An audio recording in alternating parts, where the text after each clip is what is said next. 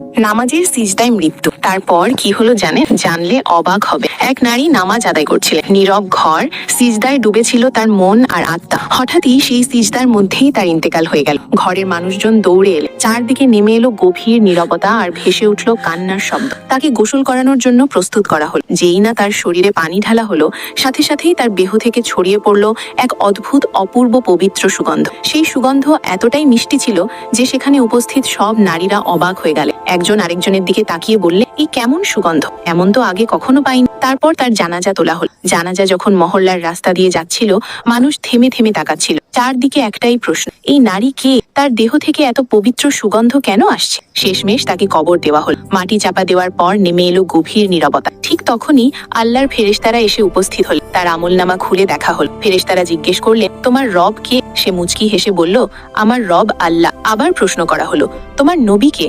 সে শান্ত কণ্ঠে উত্তর দিল, হযরত মুহাম্মদ সাল্লাল্লাহু আলাইহি ওয়াসাল্লাম। তৃতীয় প্রশ্ন এলো, তোমার দিন কি? সে বলল, ইসলাম। ফেরেশতারা হাসলেন আর বললেন, মোবারক হোক, আল্লাহ তোমাকে জান্নাতের সুসংবাদ দিয়েছে। তারপর হুকুম হলো তার জন্য জান্নাতি বিছানা বিছিয়ে দেওয়া হোক।